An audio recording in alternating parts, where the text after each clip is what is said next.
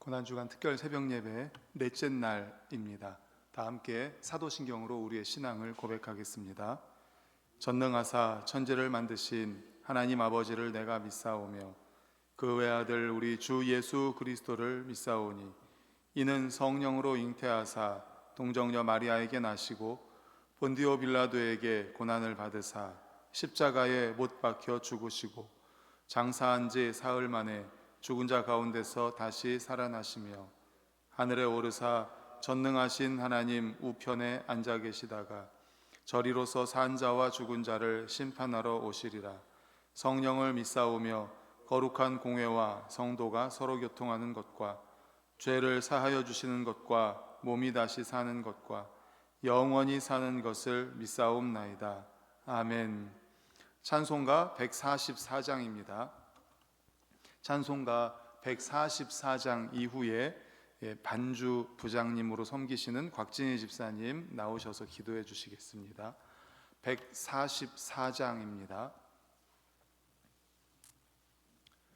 예수 나를 위하여 십자가를 질 때 세상 죄를 지시고 고초 당하셨네. 예수님 예수님 나의 죄 위하여 보배 피를 흘리니 죄인 받으소서.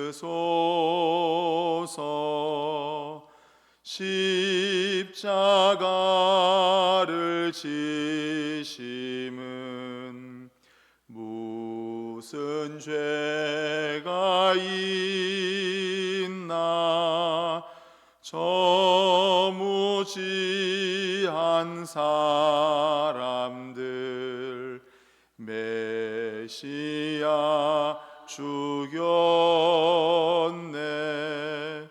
예수님 예수님 나의 죄 위하여 보배를 흘리니 죄인 받으소서. 피와 같이 붉은 죄 없는 이가 없네. 십자가의 공로로 눈과 같이 되네. 예수님 예수님 나의 죄 위하여 보배 피를 흘리니 죄인 받으소서. 아름답다 예수여 나의 좋은 친구. 예수 공로 아니면 영원 형벌 받네. 예수님 예수님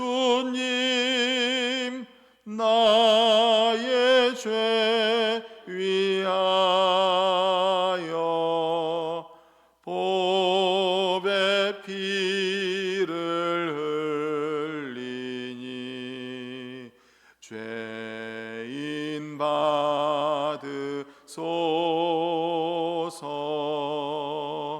아멘.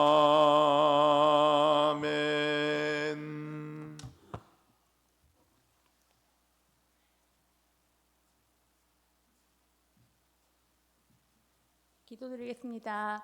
하나님 아버지 감사합니다. 오늘도 우리에게 새 날을 허락하시고 하나님께 나와 예배하며 하루를 시작할 수 있는 은혜를 허락하여 주시니 감사합니다. 특별히 고난주간을 보내며 주님의 십자가의 사랑을 다시금 생각하게 하시고 또 부활의 기쁨에 대해서도 생각하는 시간 보내게 하심을 감사드립니다. 하지만 우리의 삶을 되돌아볼 때 그 사랑을 잊어버리고 살 때가 너무나도 많았고 나의 삶의 주인이 내가 되고자 할 때가 너무나도 많았음을 고백합니다.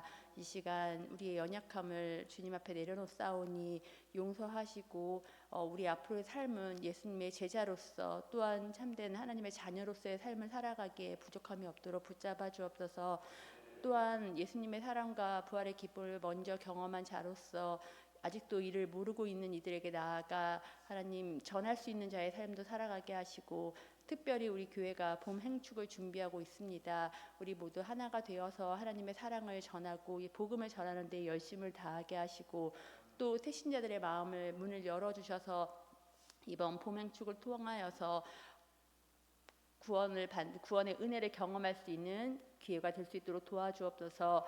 이 시간 또 하나님께 예배할 때 우리 예배를 기쁘게 받아주시고 특별히 말씀을 전하시는 목사님을 붙잡아 주셔서 하나님 성령의 두루마기를 입혀주시고 우리에게 하나님의 말씀을 전하기에 부족함이 없도록 날마다 새 힘을 허락하여 주옵소서. 오늘도 우리의 예배를 기뻐 받으시는 하나님께 감사드리며 또한 우리를 위해 십자가에 죽으시고 부활의 기쁨을 허락하신 예수님의 이름으로 기도드립니다. 아멘.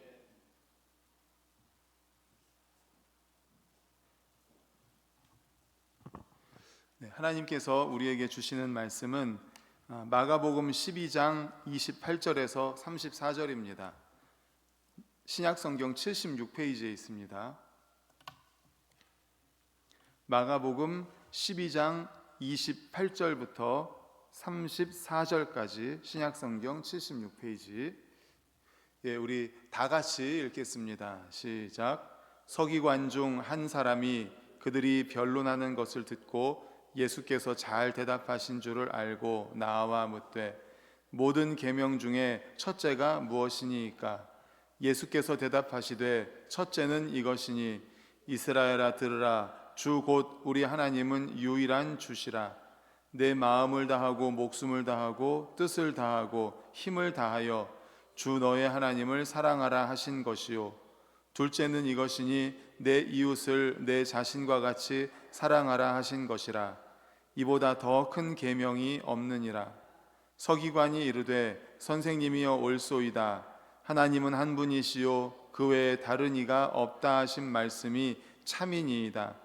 또 마음을 다하고 지혜를 다하고 힘을 다하여 하나님을 사랑하는 것과 또 이웃을 자기 자신과 같이 사랑하는 것이 전체로 드리는 모든 번제물과 기타 제물보다 나으니이다.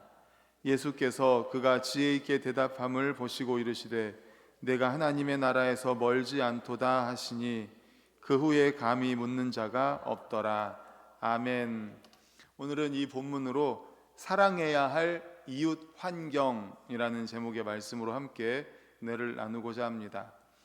예수님께서 예루살렘에 입성하신 후에 당시 종교 지도자들은 예수님을 궁지에 몰아넣고 예수님을 죽일 만한 꼬투리를 잡기 위해서 대답하기에 아주 곤란한 그러한 궁색한 질문을 합니다. 그들의 질문을 보면 그들의 신앙의 가장 기본적인 모습조차 갖추지 못했음을 알 수가 있습니다. 대표적인 사람들이 사두개인들입니다. 그들은 신앙에서 가장 중요하고 기본적인 내세와 부활에 대한 믿음도 없으면서 겉으로만 하나님에 대해서 그럴듯하게 믿는 사람들이었습니다. 사두개인들이 먼저 질문을 하고 대화를 했습니다. 그 대화가 끝난 이후에 서기관 한 사람이 주님께 나왔습니다. 우리 28절 화면 보고 같이 읽겠습니다. 시작.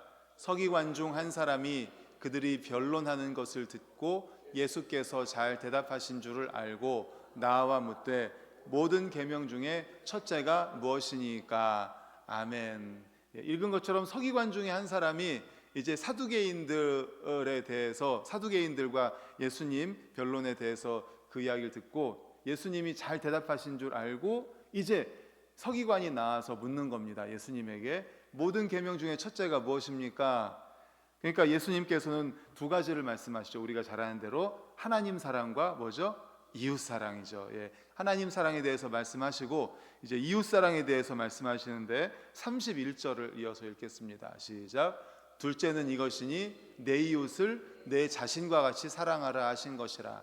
이보다 더 큰 계명이 없느니라. 아멘. 예, 하나님을 사랑하고 이웃을 사랑하라라고 말씀을 합니다.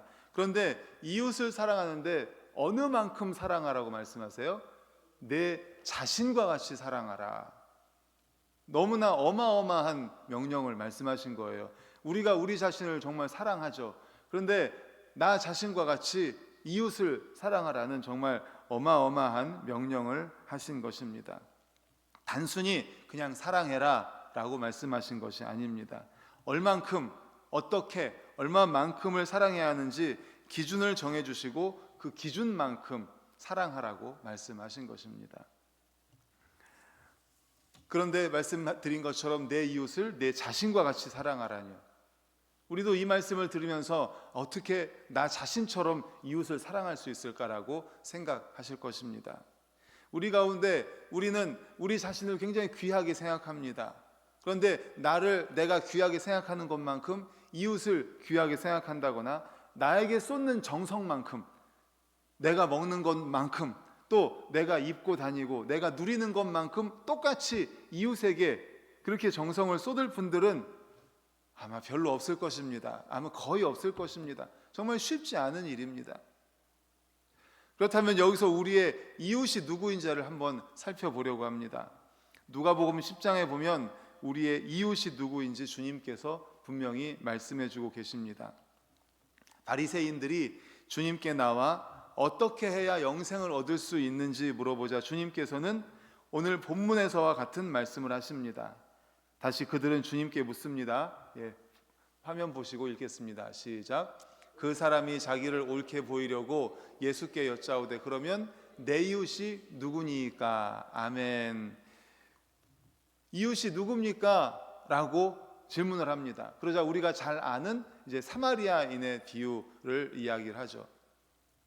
사마리아 사람의 비유를 말합니다. 그 내용은 우리가 잘 다 아시는 걸 거예요. 어떤 사람이 예루살렘에서 여리고로 가는 길에 강도를 만나서 거의 죽게 되었습니다. 그래서 거의 죽게 되어서 쓰러져 있습니다.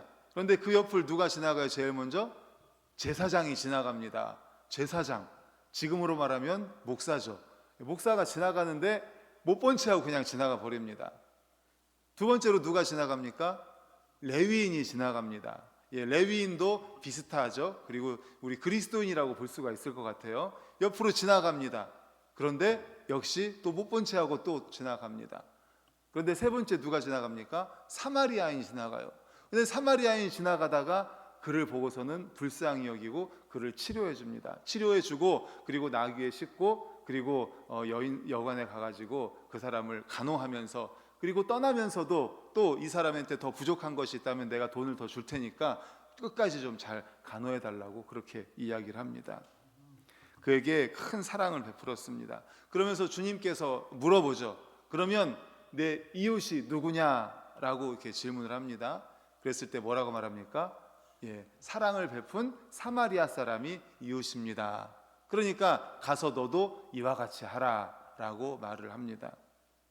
이처럼 주님의 정의에 의하면 이웃은 누굽니까? 나를 좋아하는 사람입니까? 아니면 나에게 유익이 되는 사람?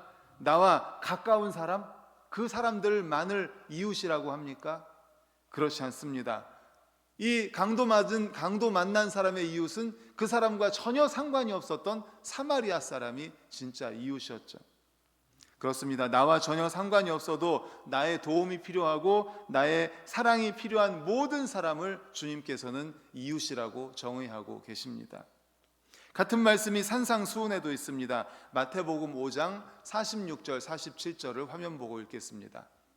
시작. 너희가 너희를 사랑하는 자를 사랑하면 무슨 상이 있으리요? 세리도 이같이 아니하느냐? 또 너희가 너희 형제에게만 무난하면 남보다 더하는 것이 무엇이냐? 이방인들도 이같이 아니하느냐? 아멘. 다시 한번 46절을 보여주십시오. 너희를 사랑하는 자를 사랑하면 무슨 상이 있겠느냐? 아무나 다 할 수 있는 것 아니냐는 거예요. 예. 그리고 47절. 너희가 너희 형제에게만 무난하면 남보다 더하는 것이 무엇이냐? 이방인도 이같이 한다. 그러니까 여기서 진정한 이웃은 나에게 관계가 있고 나를 사랑하는 사람이고 나의 형제고 이런 사람만 이웃이 아니라 나와 관계가 아무런 관계가 없어도 나의 사랑이 필요하고 도움이 필요한 모든 사람이 이웃이라는 것입니다. 그런데 나와 관계도 없고 나와 아무런 상관이 없지만 나의 도움과 나의 사랑이 필요한 그 이웃을 내 자신과 같이 사랑하라 라고 말씀하시니 이게 얼마나 힘든 일입니까? 결코 쉬운 일이 아니죠. 사실 하나님을 사랑하고 이웃을 사랑하라는 두 계명 중에 어떻게 보면 하나님을 사랑하는 게 더 쉬울지도 모르겠습니다.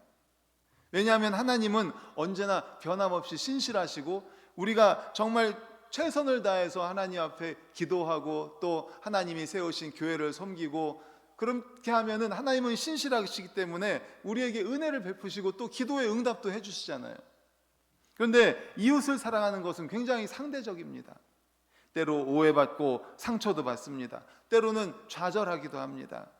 하지만 그럼에도 불구하고 우리는 이웃을 사랑해야 됩니다. 그것이 바로 하나님께서 우리에게 요구하시는 것이기 때문입니다. 뿐만 아니라 성경은 하나님을 사랑하는 것과 이웃을 사랑하는 것은 떨어질 수 없는 불가분의 관계라고 말씀하고 있습니다. 요한일서 4장 20절을 화면을 보고 있습니다. 시작. 누구든지 하나님을 사랑하노라 하고 그 형제를 미워하면 이는 거짓말하는 자니 보는 바 그 형제를 사랑하지 아니하는 자는 보지 못하는 바 하나님을 사랑할 수 없느니라. 아멘. 이렇게까지 말씀을 하시는 거예요. 이웃을 사랑하는 것이 하나님을 사랑하는 거다. 정말 우리가 하나님을 사랑한다면 이웃을 사랑하지 않을 수 없다라는 것입니다. 이 말씀을 기억하시기를 간절히 축원합니다. 아멘. 근데 여기서 이웃의 범위를 조금 확대해 보려고 합니다. 말씀 묵상집을 읽어보시고 오신 분들도 계시겠지만 우리의 이웃이라는 이 범위를 조금 확대하면 우리 주변에 있는 피조 환경들과 생명체들도 우리의 이웃이라고 볼 수가 있을 것입니다. 생태 환경을 사랑하는 것도 또 하나의 이웃 사랑이라는 것입니다.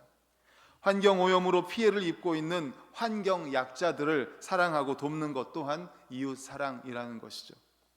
이런 사랑의 계명을 지키는 모습이 아름다운 환경 속에서 하나님을 만나는 창조 신앙과 생태 영성으로 사는 복을 누리게 합니다.